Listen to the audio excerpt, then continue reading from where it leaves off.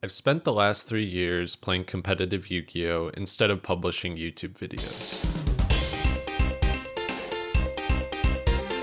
If you're familiar with this game at all, you'll know that even though there are some times when the game looks like this, a lot of the time, the game looks like this. Power creep in Yu-Gi-Oh! Is unlike any other game I've played. At this point, I've learned to enjoy how batshit crazy the game has become rather than lamenting it. In Yu-Gi-Oh!, there is one resource that supersedes all of the others.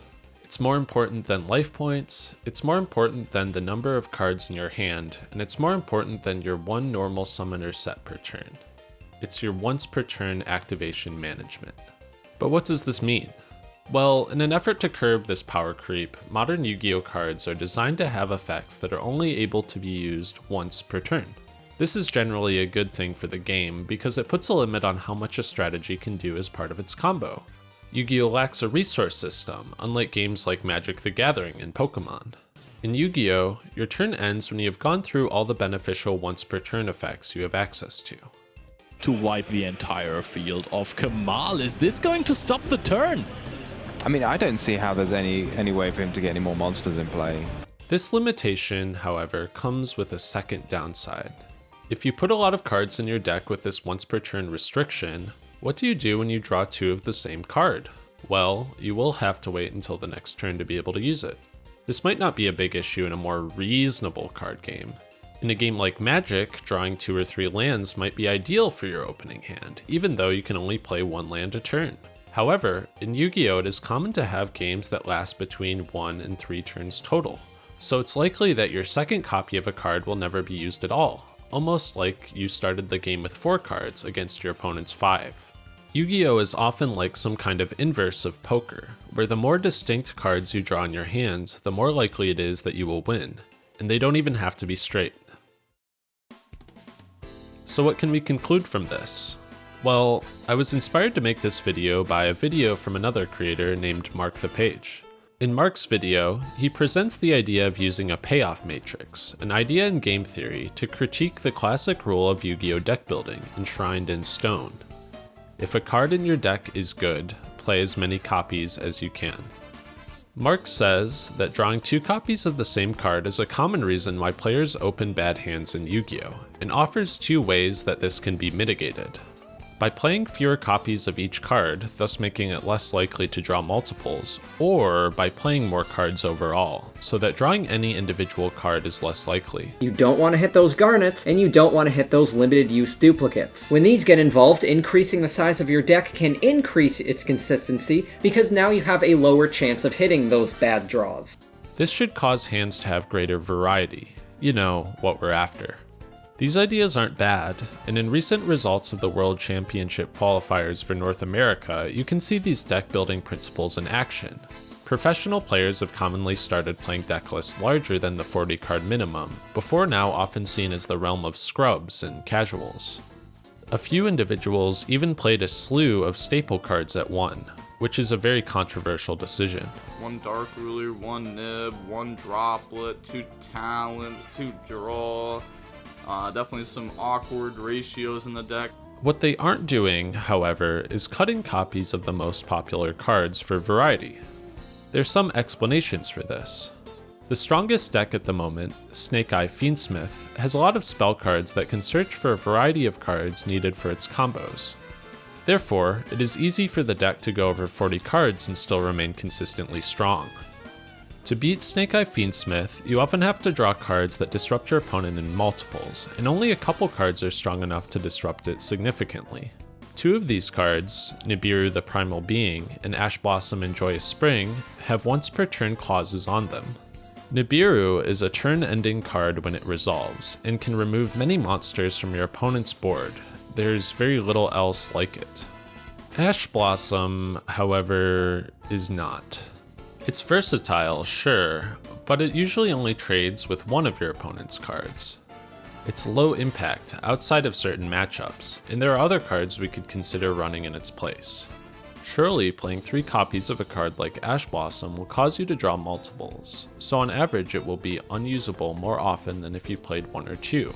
But is this something we can quantify with mathematics? Let's return to Mark's payoff matrices, since it is with this very idea we can get a rough estimate of how much worse cards are on average if we play multiple copies.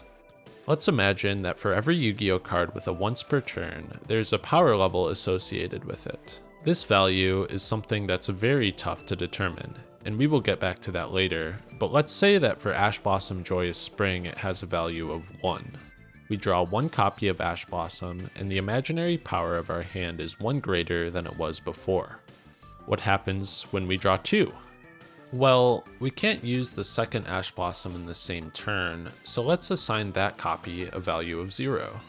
If we pretend that every other card in our deck also has a value of 1, we can see that as we draw more redundant copies of Ash Blossom, the overall value of our hand goes down, and Ash's value on average shrinks from 1 to 1/2 to 1/3. We can plug this into our value matrix, but something still isn't right here. It intuitively makes sense that we won't draw 3 of the same card as often as we draw 1 or 2 copies. But how often is that? This is something we can find out using hypergeometric distribution, which is a statistical formula that can determine the odds for picking a specific member of a population you randomly choose. Calculators to do this math for you are incredibly popular for use with card games, since you can use it to find the probability of drawing cards and combinations of cards from a deck. If we plug these probabilities into our calculator, we can see that if we play 3 copies of Ash Blossom in a 40-card deck, we will draw 1 copy 30.1% of the time, 2 copies 3.5% of the time, and all 3 copies 0.1% of the time. 2/3 of the time, we will not draw Ash Blossom, even with 3 copies, so let's disregard those games. In games where we draw Ash Blossom, we will see 1 copy 89.2% of the time, 2 copies 10.5% of the time, and all 3 copies 0.3% of the time. If we plug these percentages into our matrix, we can see that we can get an overall payoff for 3 copies of Ash Blossom, 0.945. If a copy of Ash Blossom is worth 1 in hand, this number is Ash's average value when we run 3 copies, accounting for games when we draw multiples. You can also think about it as a percentage. With 3 copies of Ash, the card will be activatable 94.5% of the time when we draw it, as opposed to 100% of the time with 1 copy. So, what happens when we shave copies? Well, if we do the same math for a 40-card deck where we play 2 Ash Blossoms, the average value of Ash Blossom in hand jumps from 0.945 to 0.973. Still worse than when we play it at 1, but better than when we play it at 3. So when would we want to swap out that 3rd copy of Ash Blossom? Well, in my opinion, we would want to swap out the 3rd copy of it if it increases the expected value of cards in the 3 slots. Let's say that Ghost Ogre and Snow Rabbit, my favorite hand trap, is a card we're considering for our deck. It's a useful card, but it's not as useful as Ash Blossom. Let's pretend we've done the science and determined that if 1 copy of Ash has a value of 1 in hand, 1 copy of Ghost Ogre has a value of 0.93. If we play 2 Ash and 1 Ghost Ogre instead of 3 Ash, we will find that the overall value between these 3 cards in our matrix jumps from 0.945 per card to 0.959. If our assumed values are true, we've made our hand trap lineup objectively a little bit better. With some math, we can determine that if a card is only about 8% worse than a card we're playing at 3 in our 40-card deck, we can benefit by cutting the 3rd copy for the worst card. The same type of thing can be seen when we increase the size of our deck. Running the calculations for a 44-card deck like that of Michael Thomas, the runner-up at the North American World Championship qualifier, his Ash Blossoms have an estimated value of 0.951 on average. 95% of the time when he draws them, they are live. This is about 0.5% better than the Ash Blossoms of Joshua Kirby, who played a 40-card deck and tied for 33rd with 32 other people. Though 0.5% seems small, remember that this advantage cumulatively applies to any once-per-turn card they both played at 3, not just Ash.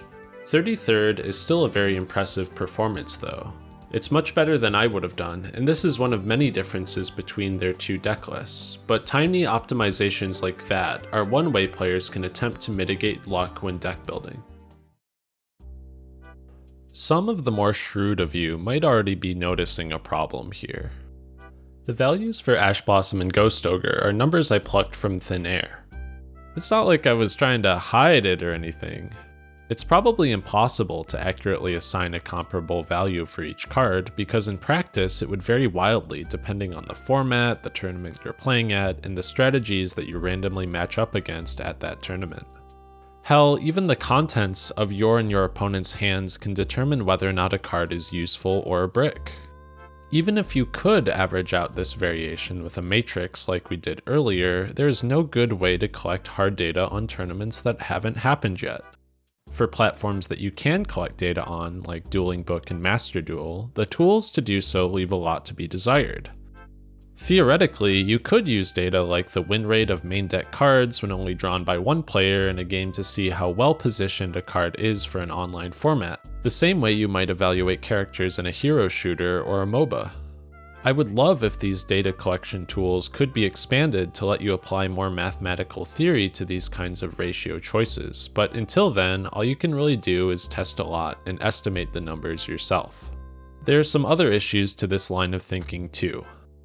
To begin with, drawing 2 copies of a card isn't literally the same as starting with a 4-card hand. For as short as many games of Yu-Gi-Oh are, many other games can extend into a grind where a second copy of a card like Ash Blossom will almost inevitably come up. And like Mark says, keep in mind that these probabilities don't account for things like additional draws, searches, and ways to mitigate dead draws such as discard costs. Additionally, not all cards have this once per turn restriction on them. Common disruption tools like Effect Veiler and Infinite Impermanence can be used as many times a turn as you wish. In practice, you still don't want to draw too many copies of cards like this since they provide the same kind of disruption. The diminishing returns offered by a hand where you draw 3 copies of Effect Veiler is something much harder to quantify than how likely it is to be unable to activate a second copy of Ash Blossom.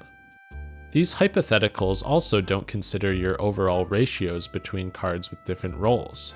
Maybe you want to play a set ratio of cards to disrupt your opponent, but there just aren't enough good cards that would make sense to play over the 3rd copy of Ash Blossom.